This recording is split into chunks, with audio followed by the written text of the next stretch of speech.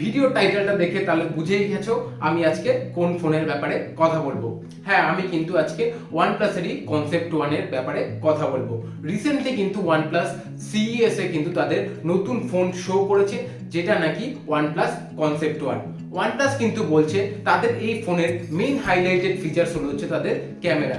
তো এখানে তোমরা এখানে ফটোটা দেখতেই পাচ্ছ, এখানে কিন্তু কোনোভাবেই তাদের ক্যামেরা কিন্তু দেখা যাচ্ছে না। এবার তাহলে তোমাদের মনে ডাউট হতেই পারে, তাহলে এখানে ক্যামেরাটা কোথায়? এখানে ওয়ানপ্লাস বলছে এদিকে যে তাদের মেইন হাইলাইটেড ফিচার্স তাদের ক্যামেরা, তাহলে এখানে ক্যামেরা কেন দেখা যাচ্ছে না? আমি জানি তোমরা কিন্তু অনেক কনফিউজড, তো তোমাদের কনফিউশন দূর করার জন্য কিন্তু আমি আজকে ভিডিওটা দেখাবো যে ক্যামেরাটা কোথায়, ক্যামেরাটা কিভাবে কাজ হচ্ছে, সব কিন্তু আমি ভিডিওতে ডিসকাস করছি। তো ভিডিওটা শুরু করার আগে তোমরা যারা আমার চ্যানেলে নতুন আছো তাহলে কিন্তু তোমরা অবশ্যই চ্যানেলটাকে সাবস্ক্রাইব করে দিও, কারণ আমি কিন্তু প্রতিদিন এরকম নতুন নতুন ভিডিও তোমাদের সামনে নিয়ে আসবো। তাহলে চলো ভিডিওটা দেরি না করে আজকের জন্য শুরু করি। So it's your host Kunal, you are watching Techy Flick, let's get started.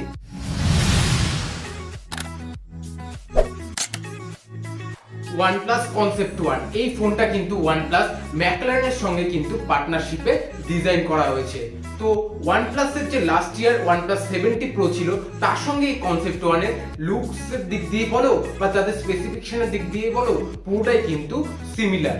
এই ওয়ানপ্লাস কনসেপ্ট ওয়ানের ব্যাক পোর্শনটা দেখলে তোমরা এখানে দেখতেই পাচ্ছ, এখানে কিন্তু সুন্দর একটা অরেঞ্জ পাপায়া কালারের কিন্তু লেদার ফিনিশ ইউজ করা হয়েছে, আর যার মিডিলটা দেখতে কিন্তু অনেকটাই রেসিং ট্র্যাকের মতন। 70 প্রো এর থেকে কনসেপ্ট ওয়ানের কিন্তু মেইন যে ডিফারেন্স সেটা হচ্ছে এর রেয়ার ক্যামেরা। এই যে মিডল পোর্শনে যে গ্লাসটা ইউজ করা হয়েছে সেটা কিন্তু ইলেকট্রোক্রোমাটিক গ্লাস, আর এটা কিন্তু ওয়ার্ল্ডের একটা থিনেস্ট গ্লাস, যেটা কিনা ম্যাকলারেনেরই GT 720S এর সানরুফে কিন্তু তোমরা এই সেম গ্লাসটা দেখতে পাবে। এবার তোমাদের মনে দুটো কোশ্চেন আসতেই পারে যে এর ক্যামেরাটা কোথায়? হ্যাঁ, এর ক্যামেরাটা কিন্তু তখনই ভিজিবল হবে যখন এর ক্যামেরা অ্যাপটা ওপেন করা হবে। আর একটা সেকেন্ড যে কোশ্চেন, এর ক্যামেরাটা কিভাবে কাজ করে। এবার আসি ক্যামেরাটা কিভাবে কাজ করে।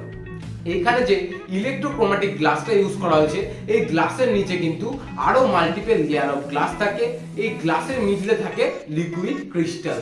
এই লিকুইড ক্রিস্টালে যখন কারেন্ট পাস করা হয় তখন কিন্তু এই ক্রিস্টালগুলো অ্যালাইন হয়ে গিয়ে কিন্তু ট্রান্সপারেন্ট হিসেবে কাজ করে, আর তখনই কিন্তু ক্যামেরা অ্যাপটা যখন ওপেন করা হয় তখনই একমাত্র ভিজিবল থাকে, তাছাড়া কিন্তু ক্যামেরাটা ডিসঅ্যাপিয়ারিং অবস্থাতেই থাকে।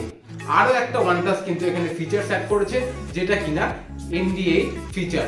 এই ফিচার্সটা কিন্তু ওয়ানপ্লাসেরই ক্যামেরা অ্যাপের প্রো মোডে কিন্তু তোমরা ফিচার্সটা দেখতে পাবে। আর এই ফিচার্সটা তখনই কাজে লাগাতে পারবে তোমরা যখন হাই ব্রাইটনেসে লং শাটার স্পিডে কোনো ফটো ক্লিক করো, তখন কিন্তু এই NDA ফিচার্সের মাধ্যমে কিন্তু তোমরা ব্রাইটনেসটাকে কন্ট্রোল করতে পারবে।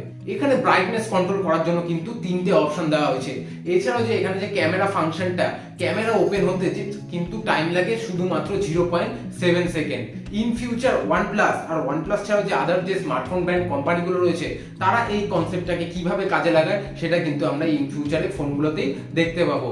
কারণ দেখো, এখন কিন্তু বেশিরভাগ স্মার্টফোনে triple camera, quad camera, even MI কিন্তু রিসেন্টলি তাদের পেন্টা ক্যামেরা নিয়ে আসছে। তো সেজন্য কি হচ্ছে, ফোনের ব্যাক পোর্শনে কিন্তু ক্যামেরা বাম্পের জন্য ডিজাইনটা অনেকটাই বাজে লাগে। তো এই ইলেকট্রোক্রোমাটিক গ্লাসটা যদি ইউজ করা যায় তাহলে কিন্তু পেছনে কোনো রকম ক্যামেরা বাম্প দেখা যাবে না, আর পেছন পোর্শনটা কিন্তু একটা ফ্ল্যাট ডিজাইন লুকস আমরা দেখতে পাবো। তো আজকের জন্য ভিডিওটা আমি এখানেই শেষ করছি।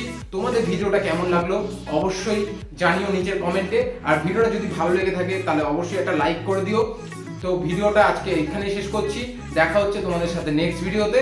Thank you.